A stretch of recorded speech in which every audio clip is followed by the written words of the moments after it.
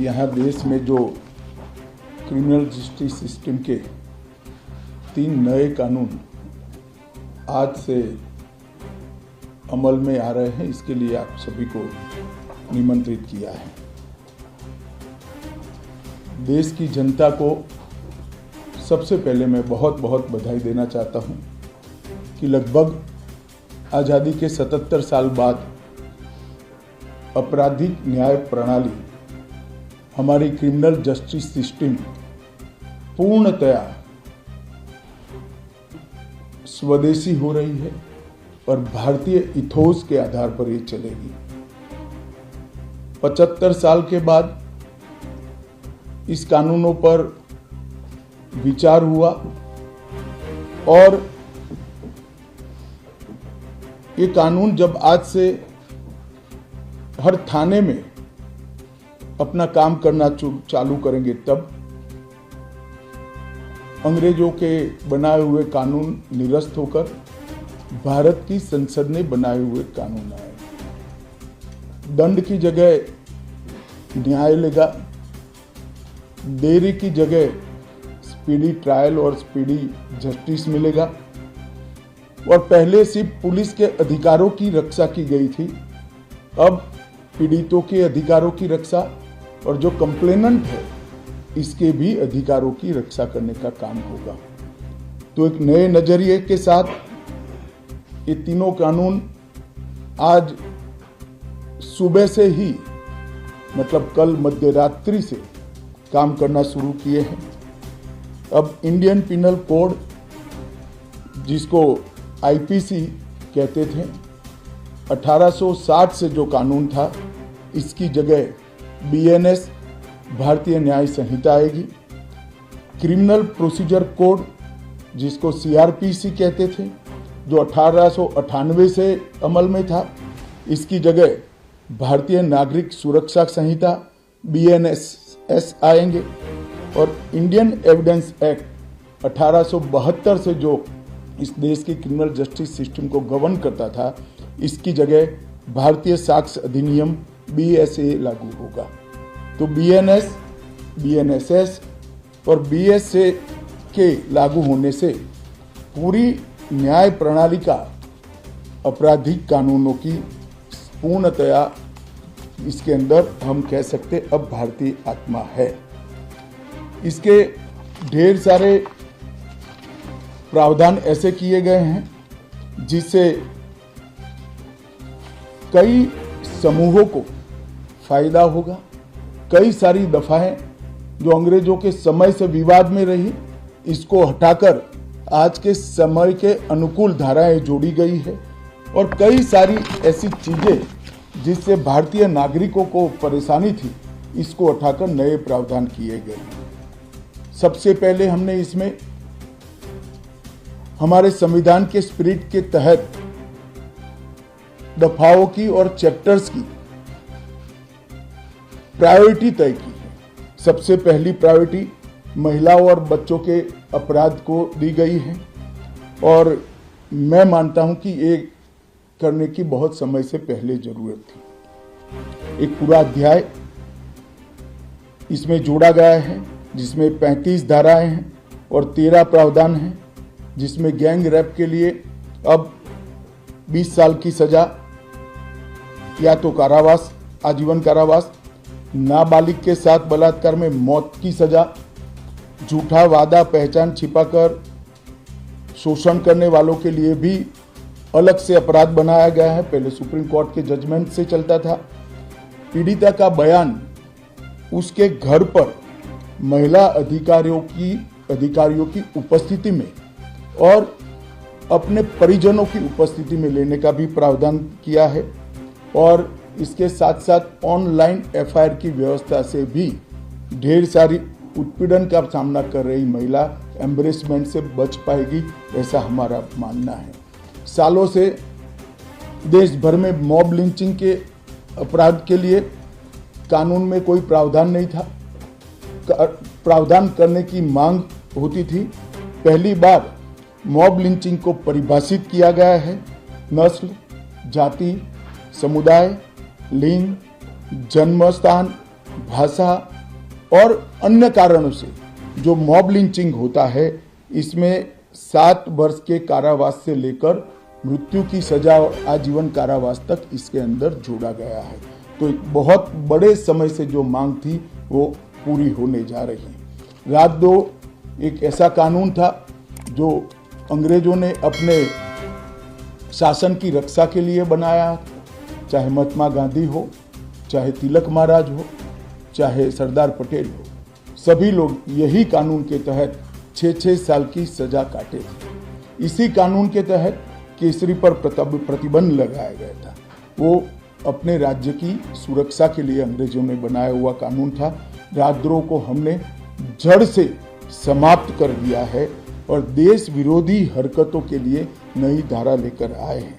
पहले सरकार के खिलाफ स्टेटमेंट देना गुनाह था, अब भारत की एकता और अखंडता को क्षतिग्रस्त करने के लिए ये कानून अमल में आएगा। तो आज़ादी के इतने सालों के बाद ये कानून में बदलाव हुआ है, जो एक बहुत बड़ा परिचायक है हमारे संविधान के स्पिरिट का। मैं आप सभी के सामने बड़े विश्वास के साथ कहता हूं कि ये तीनों कानूनों के पूर्ण स्पिरिट के साथ देश भर में लागू होने के बाद ये कानून सबसे आधुनिक न्याय प्रणाली का सर्जन करेंगे। टेक्नोलॉजी को हमने न केवल अपनाया है, आने वाले 50 सालों तक टेक्नोलॉजी में जो भी अनुसंधान होने की संभावनाएं हैं, इस सबको कानून के अंदर हमने व्याख्या के तौर पर समाहित किया है, जैसे आने वाले समय में भी जो अनुसंधान होंगे वो व्याख्यायित किए गए। ये विश्व की सबसे आधुनिक न्याय प्रणाली बनेगी, इसका मुझे विश्वास है। कंप्यूटराइजेशन की प्रक्रिया ऑलरेडी पूरी हो गई है। 99.9% थाने कंप्यूटराइज हो चुके हैं। ई रिकॉर्ड जनरेट करने की प्रक्रिया भी हमने 2019 से ही चालू कर दी थी। 0 FIR, ई FIR, चार्जशीट और जवाब, ये सभी डिजिटल होगा। किसी को बड़े बड़े जेरोक्स निकालकर करने की जरूरत नहीं है। 1 लाख पेज की चार्जशीट भी एक छोटे से पेन ड्राइव से जजेस के सामने जाएगी और पक्षकर्ताओं को दिए जाएगी। 90 दिन के अंदर इस कानून में पीड़ित को, जिन्होंने न्याय की गुहार की है, उनको अपने केस का प्रोग्रेस ऑटोमेटिकली ऑनलाइन भेजा जाएगा। हमने इसके अंदर 7 साल और उससे ज़्यादा सजा वाले सभी गुना में फॉरेंसिक की टीम की विजिट को कंपलसरी कर फॉरेंसिक एविडेंस को कानूनी जामा पहनाने का काम किया। मैं मानता हूं कि इससे बहुत फायदा होगा। दोष सिद्धि का प्रमाण हम बहुत आगे तक ले जा सकते हैं। साक्ष्यों की रिकॉर्डिंग और जांच पड़ताल में रिकॉर्डिंग की अनुमति दी है। वीडियोग्राफी को सर्च और सीजर के वक्त पर अनिवार्य किया है, जिससे किसी को फंसाने की कोई साजिश न हो पाए। ई बयान बलात्कार की पीड़िता का या छेड़खानी की पीड़िता का ई बयान को भी कानूनी माना गया है और कोर्ट में ऑडियो वीडियो के माध्यम से पेशी करने का भी प्रावधान किया है। ई पेशी में गवाह, आरोपी, विशेषज्ञ और पीड़ित सभी को कानूनी जामा पहनाने का काम किया है। इसमें जो फॉरेंसिक विजिट को अनिवार्य बनाया गया है, इसको हमने दूरदर्शितापूर्वक काम कर नेशनल फॉरेंसिक साइंस लेबोरेटरी 2020 में बनाकर इसके लिए ट्रेन मैन पावर का सर्जन का काम ऑलरेडी कर चुके हैं। मुझे पूरा भरोसा है कि 3 साल के बाद इस देश में हर साल 40,000 से ज़्यादा ट्रेन मैन पावर का फोर्स हमारी कानूनी क्रिमिनल जस्टिस सिस्टम की सेवा में उपलब्ध होगा। कन्विक्शन का रेशियो इसके माध्यम से 90% तक ले जाने का हमने प्रावधान किया है और फॉरेंसिक इंफ्रास्ट्रक्चर को बढ़ाने के लिए अभी हमारी कैबिनेट ने निर्णय किया है और 9 राज्यों में फॉरेंसिक साइंस यूनिवर्सिटी के कैंपस खोले जाएंगे और 6 सेंट्रल फॉरेंसिक लेबोरेटरीज को भी हमने करा है। ये कानून विक्टिम सेंट्रिक। पहले दिनों तक किसी को पुलिस ले जाती थी, परिवार वालों को कोर्ट में आना पड़ता था। अब हमने कंपलसरी किया है कि हर थाने में रजिस्टर होगा और ई रजिस्टर भी होगा कि कौन सा अपराधी पुलिस की कस्टडी में है, जिससे हेबियस के माध्यम से कोर्ट में नहीं जाना पड़ेगा। तलाशी और रेड दोनों स्थिति में वीडियोग्राफी की जाएगी, जिससे पुलिस के अधिकारों का दुरुपयोग न हो पाए। और हमने अपराधियों को बेल को भी लंबे समय तक लंबित केसों में कानूनन बना दिया है, जिसमें एक निश्चित समय मर्यादा अपराध के अंदर जो सजा है उसके अनुपात में हो जाने के बाद जेल सुपरिटेंडेंट की जिम्मेदारी होगी कि इसको बेल पर रिहा किया जाए। तो इसके लिए कोर्ट में किसी को जाने की जरूरत नहीं पड़ेगी। इसमें विक्टिम को अपनी बात रखने का मौका मिलेगा, इंफॉर्मेशन का अधिकार मिलेगा और नुकसान के लिए क्षतिपूर्ति का भी अधिकार पहली बार भारतीय कानूनों में हम करने जा रहे हैं। 0 एफआईआर, विक्टिम की एफआईआर की प्रति की निःशुल्क प्राप्ति और 90 दिन में जांच का रिपोर्ट देने से इससे बहुत बड़ा फायदा होगा। समय पर न्याय, लगभग 35 न्याय प्रणाली की 35 धाराओं में हमने समय मर्यादा निश्चित की और ये टेक्निक के आधार पर प्रोसीडिंग्स होने के कारण भी समय पर न्याय मिलेगा। 3 दिन में एफआईआर दर्ज करनी है, 7 दिन के भीतर जांच रिपोर्ट पीड़िता के सार्वजनिक करनी है, 60 दिन के अंदर ही अपराध तय करने हैं और घोषित अपराधियों के खिलाफ 90 दिन के अंदर मुकदमा कायम करना है और आपराधिक मामलों में मुकदमे की सुनवाई के बाद ज़्यादा से ज़्यादा 45 दिन के अंदर जजमेंट की घोषणा करनी है। तो कई जगह पे हमने समय को कम कर बाध्य कर हमने जल्दी से न्याय मिल पाए इस दिशा में काम किया है। हमने 3 वर्ष से कम कारावास में, 60 वर्ष से अधिक उम्र में के लोग जो है, इसमें पुलिस अधिकारियों की पूर्व अनुमति अरेस्ट के लिए अनिवार्य करी है। गिरफ्तार व्यक्ति को 24 घंटे में मजिस्ट्रेट के सामने ले जाने का प्रावधान भी कानूनी बनाया है और 20 से ऐसी ज़्यादा धाराएं हैं जिसमें पुलिस की जवाबदेही हमने सुनिश्चित करी है। पहली बार पी का भी हमने प्रावधान इसके अंदर किया है। साक्ष्यों के संबंध में भी टेक्नोलॉजी को हमने बढ़ावा दिया है। इलेक्ट्रॉनिक साक्ष्यों के प्रति विश्वसनीयता बढ़े, इसके लिए कानूनी प्रावधान कड़े किए हैं। सर्वर लॉग, स्थान संबंधी साक्ष्य और वॉइस मेल, ये सब की व्याख्याएं की गई है। अब न्याय प्रक्रिया संविधान की 8वीं अनुसूची में आने वाली सभी भाषाओं में काम करती हो जाएगी। हमारी स्थानीय भाषाओं के लिए बहुत बड़ा फैसला है। हमारा पूरा सॉफ्टवेयर जो बनेगा वो 8वीं अनुसूची में आने वाली सभी भाषाओं में बनेगा। कानून बनने के बाद, संसद में पारित करने के बाद तैयारी के लिए ढेर सारा प्रयास भारत सरकार के गृह मंत्रालय और हर राज्य के गृह मंत्रालय और जस्टिस मंत्रालय ने किया है। लगभग 22.5 लाख पुलिस कर्मियों की ट्रेनिंग के लिए 12,000 मास्टर ट्रेनर्स बना दिए गए। कई इंस्टीट्यूशन को अधिकृत किया गया और 23,992 मास्टर ट्रेनर अब तक ट्रेन हो चुके हैं। जुडिशरी में 21,000 सबऑर्डिनेट जुडिशरी का ट्रेनिंग हो चुका है और इसके लिए भी आगे पर मास्टर ट्रेनर्स की कई बैच स्थानीय भाषाओं में तैयार हो गई हैं। 20,000 पब्लिक प्रोसिक्यूटर्स को ट्रेन किया गया है और लगभग हर प्रोसिक्यूटर को एक ऐप दे दिया गया है और नए कानून छापे हुए दिए गए हैं कि पुरानी धारा कौन सी थी, नई धारा कौन सी है। प्रिजन के 51,224 कर्मचारियों का ट्रेनिंग हुआ है और फॉरेंसिक के 4,000 कर्मचारियों का ट्रेनिंग हुआ है। कुल मिलाकर ट्रेनिंग की संख्या पुलिस में 6 लाख, प्रोसिक्यूशन में 4,000, जुडिशरी में लगभग 20,000, फॉरेंसिक में भी 4,000 और प्रिजन में 10,868 मास्टर ट्रेनर अभी काम कर रहे हैं। मित्रों, ये संहिता के लिए कुछ विपक्ष के मित्र अलग अलग बातें मीडिया के सामने रख रहे हैं कि अभी ट्रेनिंग नहीं हुई, चर्चा नहीं हुई है। मैं आप सभी को बताना चाहता हूं कि लोकसभा में कुल मिलाकर 9 घंटा और 29 मिनट चर्चा हुई है। 34 सदस्यों ने इसके अंदर पार्टिसिपेट किया है। राज्यसभा में 6 घंटा और 70 मिनट चर्चा हुई, 40 सदस्यों ने पार्टिसिपेट किया है। एक ये भी झूठ चलाया जा रहा है कि सबको बाल निकालने के बाद ये बिल लाया गया। बिल बिजनेस एडवाइजरी कमेटी में पहले से निश्चित था।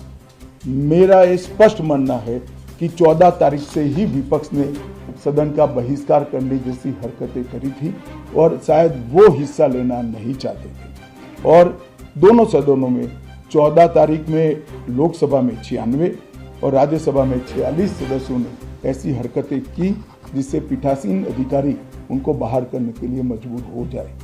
फिर भी एक ऑप्शन था। ये बहुत बड़ा दूरगामी परिणाम लाने वाला कानून था।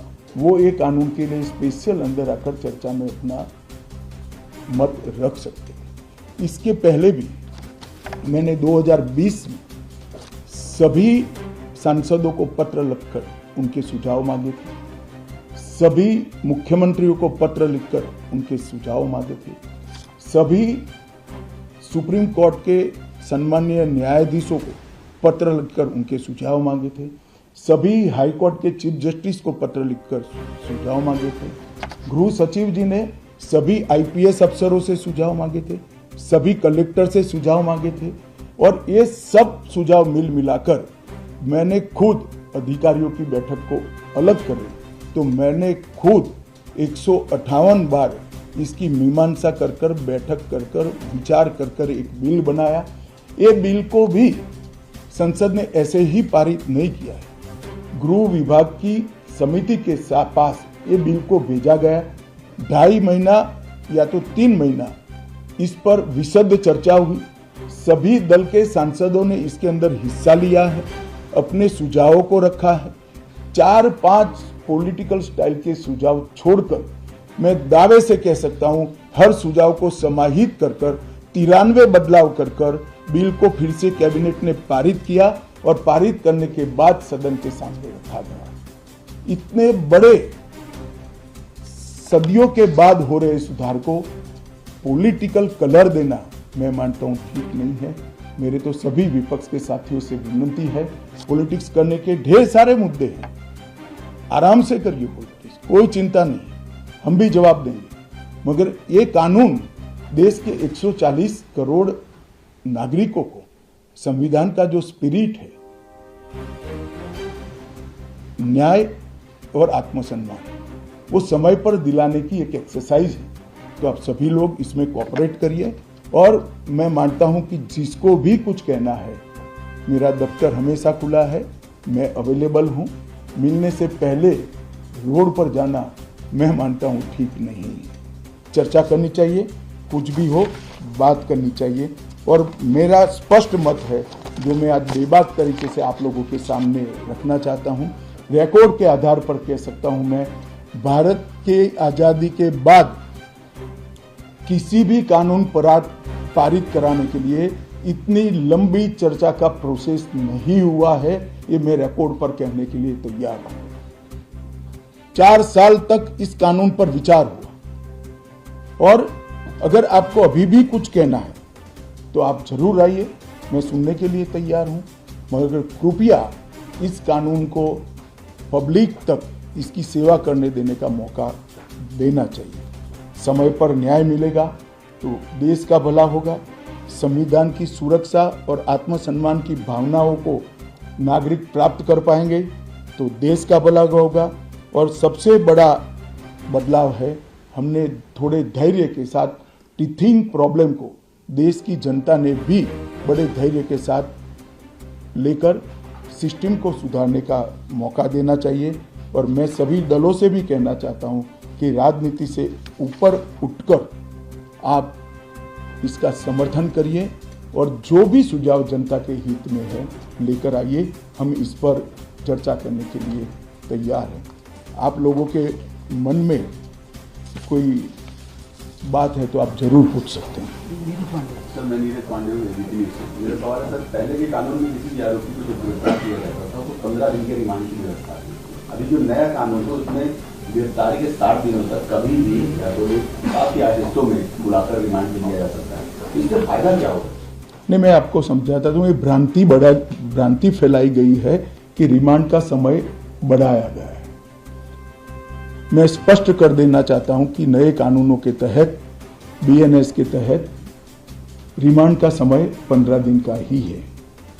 मैं आप लोगों के सामने डिटेल में बताना चाहता हूं, आरोपी को आज पुलिस ने कस्टडी में लिया, कोर्ट ने रिमांड दे दी और आरोपी अस्पताल में भर्ती हो जाता है और 15 दिन तक अस्पताल में रहेगा, तो क्या इसकी पूछताछ नहीं होगी? पूछताछ करनी चाहिए या नहीं करनी चाहिए? इसलिए हमने प्रावधान किया है कि 15 दिन की अपर लिमिट के अंदर, 60 दिन की अपर लिमिट के अंदर पुलिस इसका रिमांड ले सकती है, वरना उसको तो जुडिशियल कस्टडी में जेल में पहले भी रहना था और बाद में भी रहना है। एक दूसरा आरोपी पकड़ा जाता है, पुलिस को दोनों को इकट्ठा करके पूछताछ करनी है, तो कैसे करेगा? तो 15 दिन की लिमिट को हमने नहीं बढ़ाया है, रिमांड 15 दिन की ही होगी। 60 दिन के भीतर 1 या 2 टुकड़ों में आप 15 दिन की रिमांड दे सकते हैं। भ्रांति फैलाई जा रही है कि रिमांड का पीरियड बढ़ाया गया। कृपया मैं आप सबसे निवेदन करता हूं कि इसको आप क्लैरिफाई करिएगा, जिससे जनता में गलत बात न जाए। Total 15 days within 60 days. वो जानबूझकर उठा रहे हैं, मैं मानता हूं उन्होंने तो पढ़ा होगा कानून। सर, ये आज से ये कानून लागू हुआ, लेकिन सबसे पहला जो मामला FIR हुआ अगर दिल्ली में देखे तो स्ट्रीट वेंडर के खिलाफ कर दिया। ये झूठ है, ये झूठ है। सबसे पहला मामला अब तक के रिकॉर्ड के हिसाब से ग्वालियर के पुलिस थाने में हुआ है और चोरी का है। किसी की मोटरसाइकिल चोरी कर ली गई, 1,80,000 की वैल्यू की। इसका मामला 12:10 पर रजिस्टर हुआ है, पहला मामला नहीं है। और जो वेंडर के खिलाफ मामला रजिस्टर हुआ, इसका प्रावधान पहले भी था, ये नया प्रावधान नहीं है। पुलिस ने इसका रिव्यू का प्रोविजन का उपयोग कर वो मामले को खारिज कर दिया। एक आपने तो ये कहा है कि जितने भी लॉज बन रहे हैं शेड्यूल 8 की लैंग्वेजेस में मौजूद होंगे, पर तमिलनाडु की जो रूलिंग पार्टी है डीएमके, उनको अपोजिशन और कुछ और पार्टीज का भी, लेकिन नाम हिंदी में क्यों आता है पूरे देश में? देखिए, मैं अलग बात कहना चाहता हूँ। एक तो पूरा कानून तमिल में उपलब्ध कराया जाएगा, एक बात समझिए, प्रोसीडिंग तमिल में होंगे। अगर नाम के लिए भी आपके मन में कोई विरोध है तो मिलकर करना चाहिए। मुख्यमंत्री जी, सांसद, मुझे तो कोई ने ना किसी ने मिलने का समय मांगा है, ना कोई मिलने आया है। फिर भी मैं सभी से अपील करता हूं कि जो कुछ भी आपकी ग्रीवेंसीज हैं, या तो ऐसा लगता है कि ये धाराएं जनता की सेवा ठीक से नहीं कर पाएगी, इसको लेकर मुझे मिलिए। कानूनों का बहिष्कार ये रास्ता नहीं है, पॉलिटिक्स करने के ढेर सारे रास्ते हैं। पायल मेहता सर, आपने ये बिल इंट्रोड्यूस किया, उसके बाद ये होम कमेटी में गया, वहाँ पे भी विस्तृत चर्चा हुई, पर विपक्ष में कभी भी जो कुछ नेता है, जो वकील है, वो कह रहे कि इसको सिलेक्ट कमेटी या स्टैंडिंग कमेटी में क्यों नहीं भेजा? क्या चीज नहीं भेजा ही था, गृह विभाग की संसद की कमेटी में भेजा था, जिसमें श्री चिदम्बरम खुद थे और सबसे ज्यादा हिस्सा लेने वाले सदस्यों में चिदम्बरम साहब थे। और कांग्रेस पार्टी ने पहले चिदम्बरम जी नहीं थे तो उसको रखा स्पेशली। स्पीकर ने अनुमति भी दी कि ठीक है भाई, इनका अनुभव है, लॉयर है, तो असिस्ट करेंगे कमेटी को। क्या फर्क पड़ता है स्टैंडिंग कमेटी, इसमें भी प्रोरेटा मेंबर है, सभी दलों के सदस्य थे। तो बड़ा आरोप लगाया जा रहा है विपक्ष के द्वारा कि सभी कानून रिफॉर्मियन है, और दूसरा ये कि ये कानून के माध्यम से सरकार जो है को पुलिस स्टेट में कन्वर्ट करना चाहती है। देखिए, मैंने आज आपको एक नोट भी गृह विभाग के माध्यम से अधिकृत नोट दिया जाएगा, जो मेरा आप सभी से निवेदन है कि इसको आप कृपया आप सबके अखबारों और टीवी चैनल्स के अंदर जनता के लिए रखें। ड्रैकोनियन कानून तो वो थे जिसको हटाया गया, ये कानून तो भारत की संसद ने और भारत की न्याय प्रणाली को आधुनिक बनाने वाले हैं, जिसमें पीड़ितों के अधिकार की रक्षा की गई। आप मुझे बताइए पहले दिनों तक कस्टडी में रखने के बाद कोई परिजनों को जवाब नहीं देता था, हेबियस कर सुप्रीम कोर्ट या हाई कोर्ट में आते थे। हमने प्रावधान करा कि ऊपर एक रजिस्टर रखना पड़ेगा कि मेरी कस्टडी में फला फला व्यक्ति है। इससे पुलिस राज बढ़ेगा या कम होगा। कई सारी कोर्ट में फरियाद आती थी, सच झूठ तो कोर्ट को तय करना होता है, मगर कंप्लेंट्स आती थी कि पुलिस ने ये मेरे घर में रख दिया और मुझ पर आरोप लगा दिया। उस वक्त वीडियोग्राफी करना ये पुलिस राज को बढ़ावा देगा या कम करेगा? 24 घंटे में अपराधी को न्यायाधीश के सामने ले जाना ये पुलिस राज को कम करेगा या बढ़ाएगा? गिने चुने पुराने दकियानुसी कुछ शब्द और कुछ वाक्य कानून को पढ़े बगैर जनता में डालकर गलतफहमी करने का प्रयास करें। मेरी सभी से विनती है, कृपया ऐसा मत करें। प्रशांत जी, न्यूज़ 24 सर, मेरा सवाल ये है कि आप जो कंप्लेनेंट FIR लॉन्च करें, एंड रिजल्ट में उसको जो रिलीज चाहिए, लंबी लड़ाई होती है, उसके नीचे जो काम करने वाला सिस्टम का ढांचा तो वही है, उसको कैसे? ऐसा नहीं है, सिस्टम के ढांचे पर कोई समय मर्यादा तय नहीं। अब पुलिस से लेकर जुडिशरी तक सबकी समय मर्यादा तय हुई है और टेक्नोलॉजी का हम उपयोग कर रहे हैं। आप बेंगलुरु गए हो, आपका गवाही का दिन है तो बेंगलुरु से आप गवाही दे सकते हो, कोर्ट में जाने की जरूरत नहीं है। मगर ये पूरी प्रक्रिया को अप्लाई होते होते, टेक्नोलॉजिकल अपग्रेडेशन और सारे होते होते 3 या 4 साल लगेंगे। मैं आपको और आपके माध्यम से देश की जनता को विश्वास दिलाना चाहता हूं कि ये कानूनों के पूर्ण इम्प्लीमेंटेशन के बाद किसी भी FIR का सुप्रीम कोर्ट तक 3 साल के अंदर न्याय मिलने की प्रक्रिया पूरी हो जाएगी। और मैं सोच समझ कर कह रहा हूं इसको। जी, मैं रविकांत हूँ, टाइम्स ऑफ भारत से। सर, तीनों कानून लागू हुए, इम्प्लीमेंट हो गए हैं, तो आपको क्या लगता है कि ये ऑपोजिशन जानबूझकर किस तथ्यों के आधार पर विरोध करे या सिर्फ राजनीति के लिए मामला उठाया? देखिए, मैं इस पर टिप्पणी नहीं करना चाहता। मैं आप सबके माध्यम से अपील करना चाहता हूं कि जिसको भी मिलना है मैं तैयार हूं, हम मिलेंगे भी और समीक्षा भी करेंगे और इसमें कृपया राजनीति नहीं करनी चाहिए। हमें जी एक जो कंसर्न आ रहा था विपक्ष की तरफ से वो ये था कि पेंडेंसी ऑफ केसेस और 2 पैरेलल क्रिमिनल जस्टिस सिस्टम होंगे, क्योंकि जो पुराने वाले केसेस रजिस्टर हुए हैं वो पुराने केसेस की तरह चलेंगे और जो नए वाले हैं वो नए की तरफ। देखिए, जहां तक पेंडेंसी ऑफ केसेस का सवाल है, इस देश में सबसे ज्यादा शासन करने वाली पार्टी कांग्रेस है, तो वो हम पर नहीं मर सकते। पेंडेंसी ऑफ केसेस को कम करने के लिए ही ये कानून लाए और मैं स्पष्टता कर दूं पुराने और नए कानून के लिए, गुनाह की तिथि 1/7/2024 के पहले की होगी। इसमें पुराने कानून के तहत प्रक्रिया चलेगी और 1/7/2024 के बाद होने वाले हर गुनाह को ये तीनों नए कानूनों के हिसाब से चलाया जाएगा। इसमें कोई कंफ्यूजन नहीं। सर, ये आपने बोला कि तमिलनाडु के MPs को अगर नाम से कोई ऑब्जेक्शन है तो वो आके मुझसे मिले, तो क्या अगर वो आपसे मिलेंगे तो क्या इस गवर्नमेंट भैया मिलने तो दो, वो क्या लेकर आएंगे बताएंगे। तुम यहाँ कहाँ निर्णय करा रहे हो? विपक्षी दल कह रहे हैं कि वो जहाँ जहाँ उनकी सरकार है वो इस कानून के खिलाफ अपनी विधानसभा में प्रस्ताव पारित करेंगे और राष्ट्रपति का। चलो, ये तो लोकतांत्रिक प्रक्रिया है, सबको अपना अपना अधिकार है। सर, आपको सर, इसमें एक जो बात कही जा रही है कि टेक्नोलॉजी का इस्तेमाल होगा और हर थाने तक टेक्नोलॉजी दिया जाएगा, लेकिन अभी भी सब थानों में पहुंचा नहीं है, तो कैसे?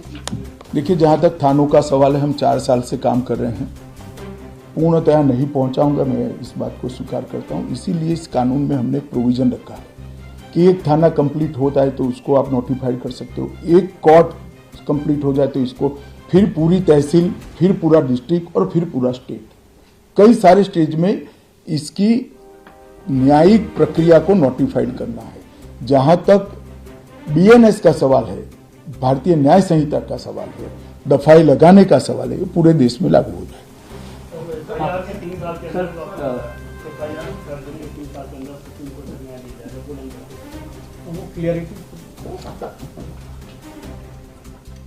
मैं आप सभी के माध्यम से देश की जनता को विश्वास दिलाना चाहता हूं कि इस कानून के संपूर्ण इम्प्लीमेंटेशन के बाद और कुछ तकनीकी तैयारियां करनी है। ये तकनीकी तैयारियां होकर थाना और कोर्ट नोटिफाइड होने के बाद किसी भी न्याय मांगने वाले व्यक्ति को एफआईआर की डेट से 3 साल के अंदर सुप्रीम कोर्ट तक न्याय मिल जाएगा, इसका मुझे भरोसा है और कानूनों में इस प्रकार का हमने प्रावधान किया है।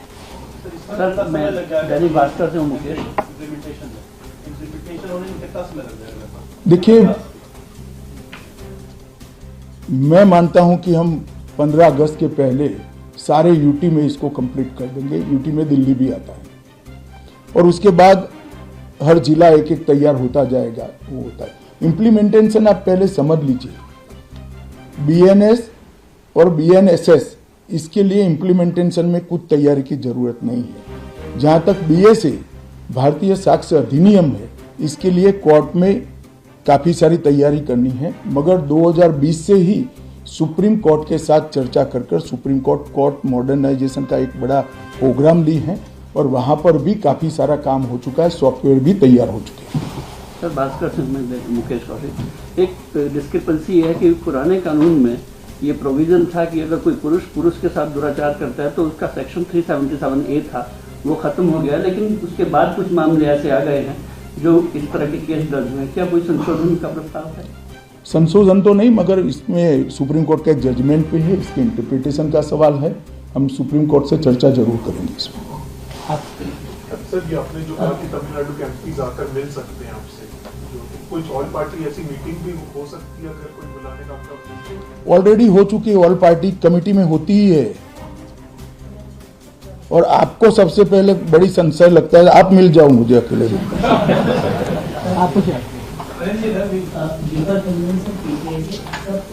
एफआईआर दर्ज करना एक महत्वपूर्ण बात होती है। कानून में जो पुलिस अधिकारी हैं उनको इस कानून के बारे में प्रशिक्षित करने का काम। भैया, आप शायद सुने नहीं, 6,20,000 पुलिस कर्मचारियों का ट्रेनिंग हो चुका है और हमारे यहाँ 17,000 के करीब, कितने हैं गोगिया जी थाने?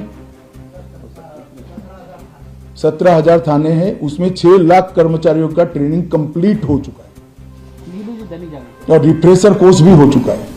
सर, मैं जब नीलू रंजन दैनिक जागरण से, सर, आज से लागू हुआ है तो कितने कोर्ट या कितने थाने नोटिफाइड हो गए हैं जो इसके पूरा से काम करने लगे हैं? और फॉरेंसिक का बहुत महत्व है। जनवरी में आपने कहा था कि केवल 75 जिलों में, जो आपके 85 जिले हैं पुलिस के, उसमें फॉरेंसिक मोबाइल बैंक है। अब कहाँ तक वो बात पहुंची, कितने जिलों में? देखिए, ऐसा है कि मैंने जो कहा वो तैयारी में समय लगेगा। तब तक दिल्ली में एक हमने मॉडल लिया है जिसमें फॉरेंसिक अधिकारियों को किट के साथ तैयार करा है। ज़्यादातर मामलों में फॉरेंसिक वैन की जरूरत नहीं, किट से भी हम सैंपल ले सकते हैं और इसकी एक संपूर्ण योजना बनाकर इसका पूरा ट्रेनिंग हो चुका है।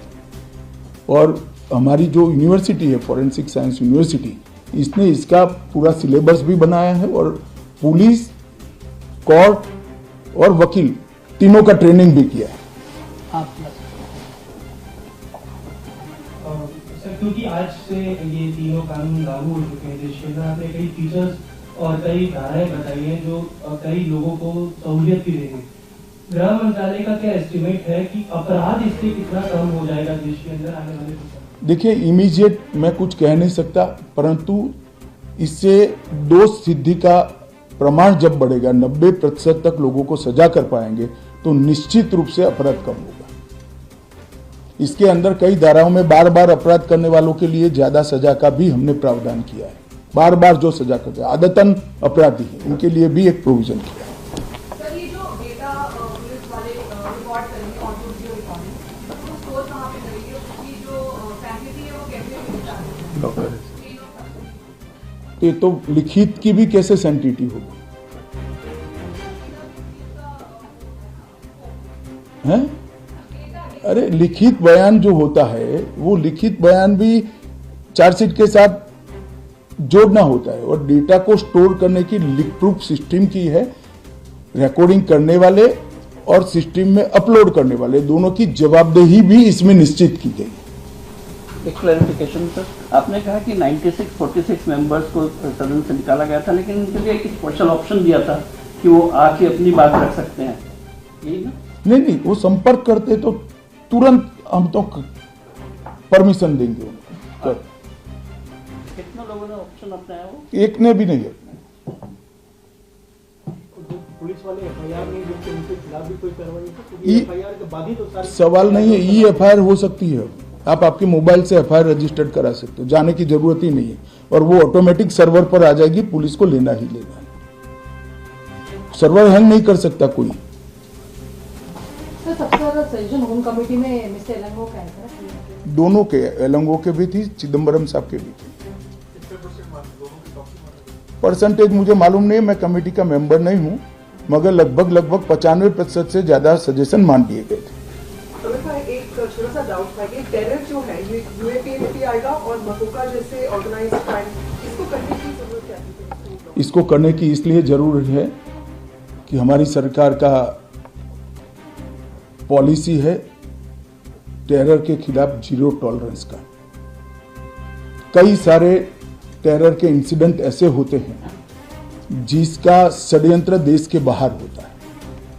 अगर इसके अनुकूल व्याख्याएं नहीं होती है तो कई जगह पे अपराधियों को इसका फायदा मिलता है, वो छूट जाते हैं और पुलिस हाथ पे हाथ धरती रहती।